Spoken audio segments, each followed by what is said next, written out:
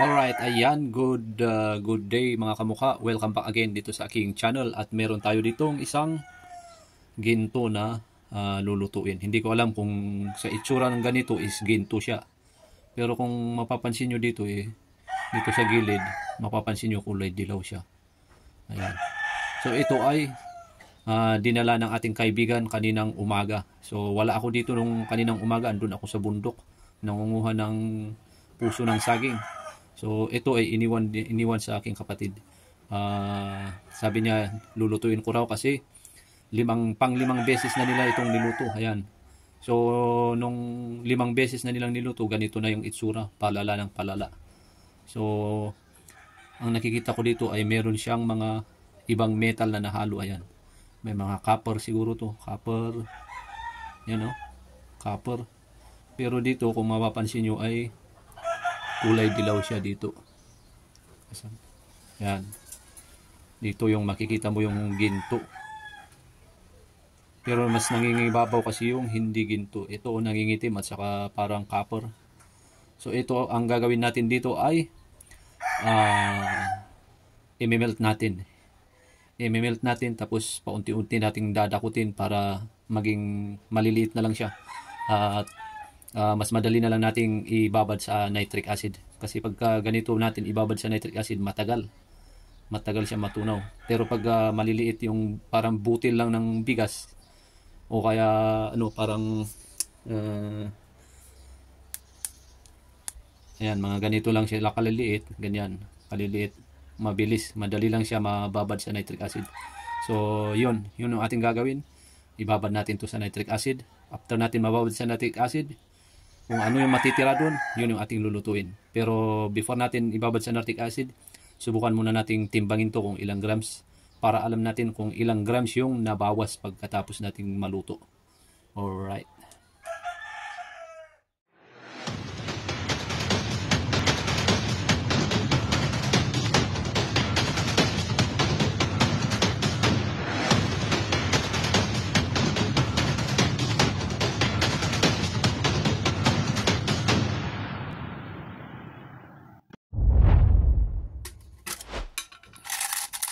Okay. Ito na.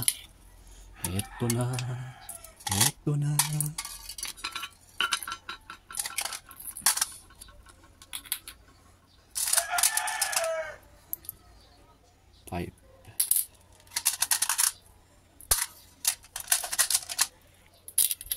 10.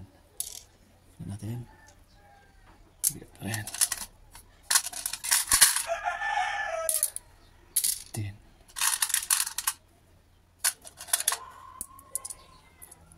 20.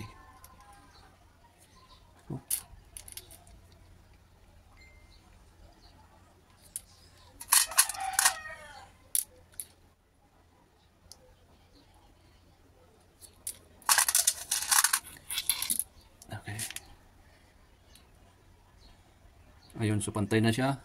Ngayon ito yung ating bibilangin. Hindi pala yun na na sentro. Yun, okay, pantay na. Ito ngayon yung ating bibilangin kung ilang grams ito. 5, 10, 15, 17 and a half, 17, 8, 18, 19.5. Meron siyang timbang na 19.5. So mahulog ka pa So diretso na tayo sa ating refinery at tutunawin natin to. Alright. Okay, pagka nag-umpisa tayo dito, kahit malakas na po yung ating gagamitin kasi metal naman siya, hindi na siya yung powder na tinatawag. Lagyan natin ng borax.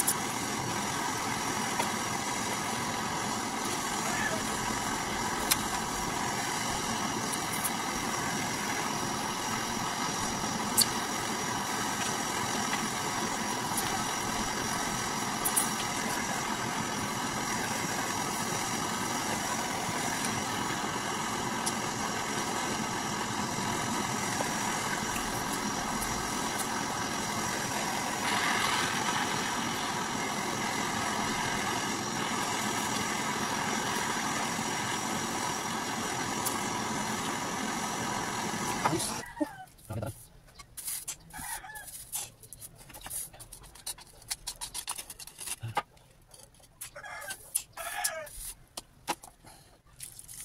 Yun, no?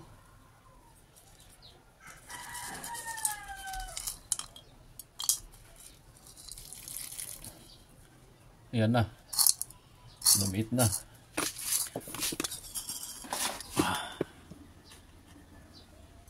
So ngayon ay pwede na nating ibabato sa nitric nitric acid. Ayan. Para ng nuggets eh.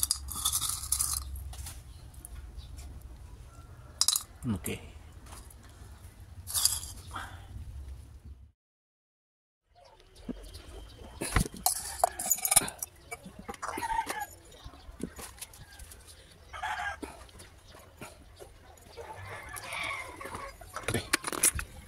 Ayan.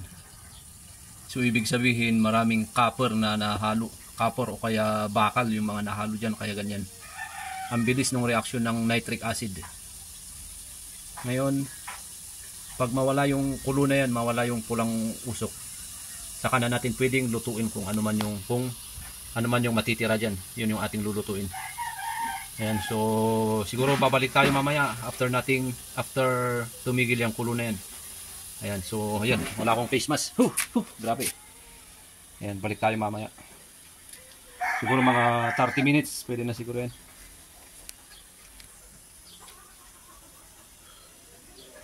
Few inches later. Okay, ayun. Wala na yung kanyang pagkulo.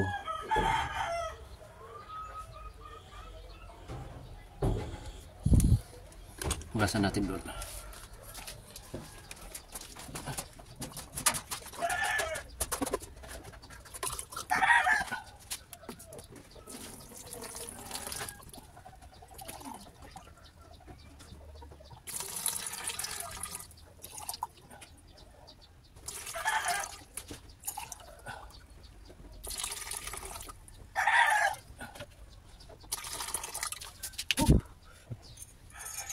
May hindi natunaw oh.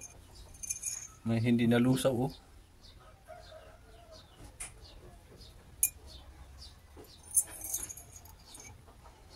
Ayan pag isa oh.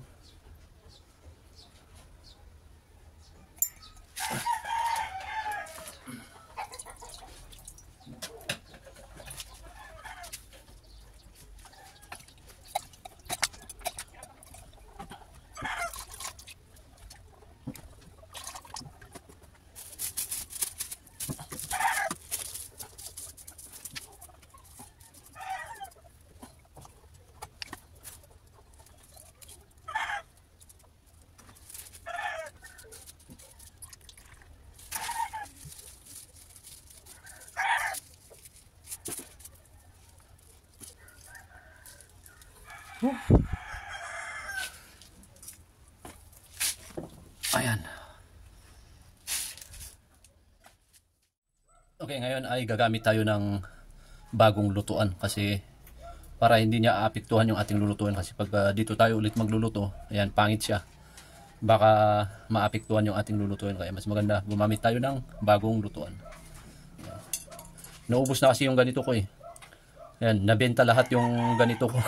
Ito na lang na natitira. Ayan. So, ito na lang. Ayan, so painitin muna natin. Lagyan natin ng borax. I-melt natin yung borax bago natin ilagay yung ating lulutuin. Okay.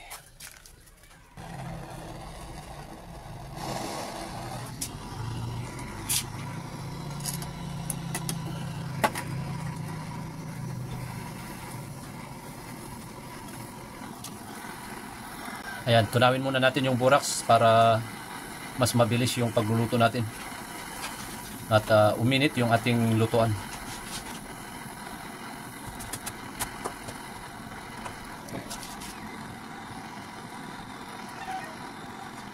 Okay, after natunaw yung ating borax, ilagay na natin yung ating lulutuin. Yan, hinaan lang natin yung apoy kasi pino yan. So, hinaan natin yung apoy. Saka na lang natin dadagdagan yung apoy pagka nakita natin unti-unti siyang natutunaw. Lalabas.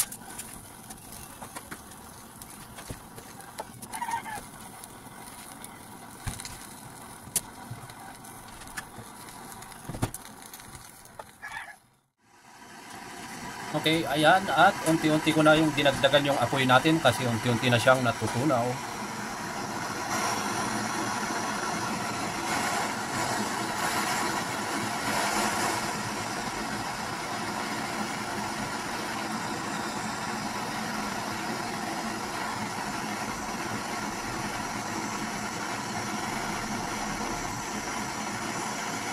Ayan na, natutunaw na mga kamukha.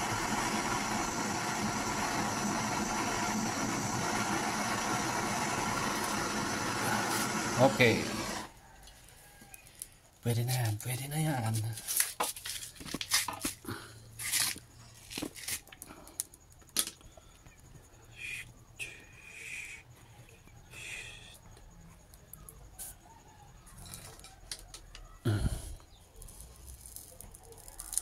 O yun.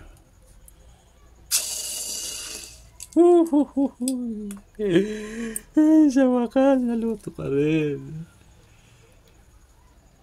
Ganda, ganda.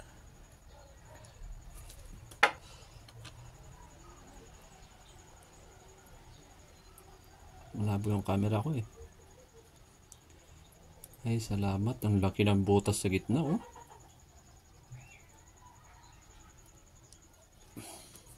Yun, oh. Okay, so puntahan natin at timbangin natin. Tingnan natin kung ilan yung nabawas. Kung magkano yung nabawas na grams niya. Let's go. Okay, so ito yung ating niluto. Ayan, kumpara nung hindi natin dinaan sa nitric acid. Ayan, oh. Madilaw na siya. Yun.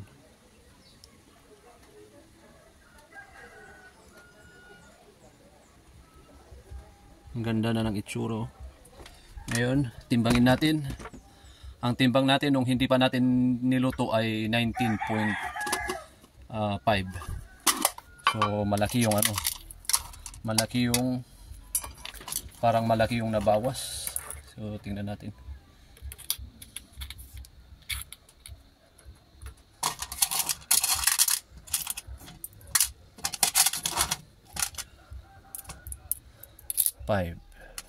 Ito kasi ang katumbas nitong 10 centimo ay 2.5 grams.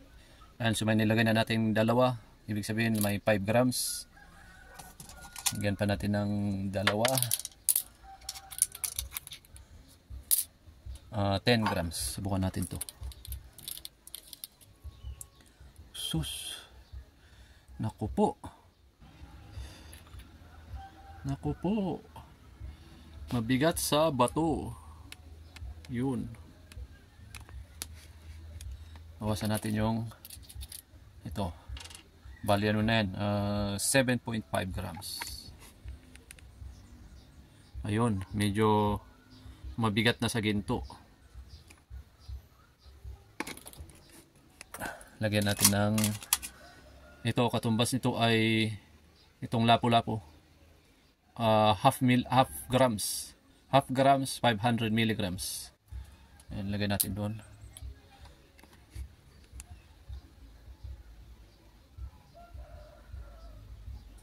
Okay, lagyan natin ng isang palito, 1 milligram, katumbas nitong palito. Ayun, tumpak. Oh, malabo. Ayan. Yan na yung kanyang timbang.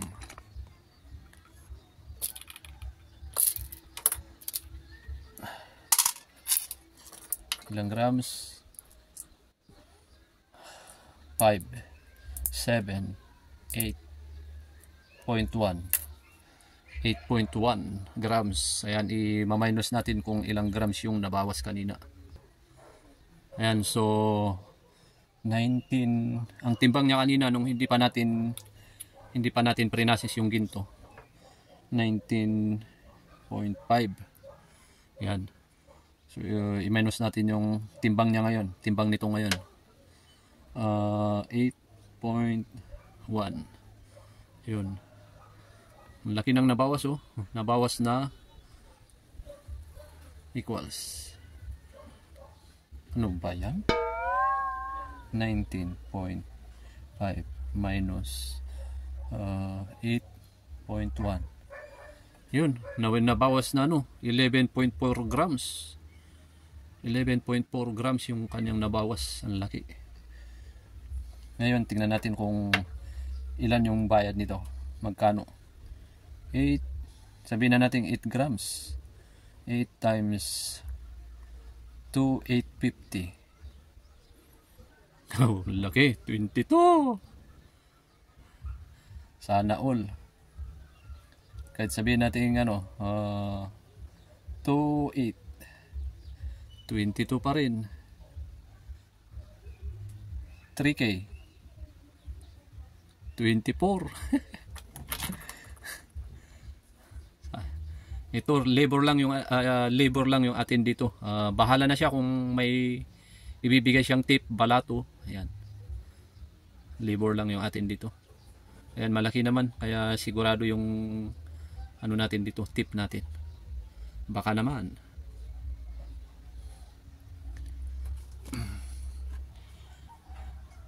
Kung hindi niya to ibebenta agad-agad, subukan kong i-recommenda sa inyo yung mga gustong bumili ng ginto. Ayan, i-PM nyo ako sa aking FB page. Ayan yung aking FB page. Ayan, meron siyang followers na 2,000 followers. Ayan, pa-follow na rin para madagdagan. At i-PM nyo ako doon. Ayan, tingnan natin kung o kaya offeran nyo siya. Ayan, kung kaya nyong kunin ng 3K ito, mas maganda, baka ibigay niya. Ayan. Kunin nyo na 3K per grams, baka ibigay niya kasi ang presyo ng raw gold dito nasa 2.8, 2.750 to 2.8, mababa. 2.850 mga ganun. Bihira na yung 2.850, 2.8 mga ganun, 2.7. Ayan, so offeran nyo. Mag-PM kayo sa aking FB page. Ayan. Alright, ayan, so yun, good news sa mga gustong bumili ng ginto dyan. Ayan, at pumunta kanina yung PDM ko siya, pumunta siya dito. At kung sino daw yung kukuha ng 3K pataas. Ayan, 3K pataas, o kaya 3K, bibigyan niya 3K. Pero kung meron pang mas mataas sa 3K, ayan, bibigyan niya ito. Ayan, so PM lang ko sa aking FB page. Ayan yung aking FB page. Ayan, i-follow nyo muna para mas madali ko yung replyan. Ayan yung aking FB page at i-PM nyo ako doon, paunahan. Ayan, paunahan po at pasensya na kung naunahan kayo. Ayan, so yun, maraming salamat at sana nagustuhan nyo itong video na ginawa natin today. Ayan, maraming salamat at yun, medyo natagalan tayo nag-upload ng video kasi medyo trinangkaso tayo. Ayan, buti na lang gumanda-ganda yung ating pagkaramdam. Nagkatrangkaso tayo ng 4 days. Ayan, so maraming salamat at kita-kits sa ating susunod na video. Ayan, pa-subscribe na lang. Ayan, i-click mo yung notification bell icon dyan para ma-update ka sa aking mga susunod pang upload na video. At maingay na yung aking mga manok. Magpapakain na ako ng aking mga manok. Ayan. Alright.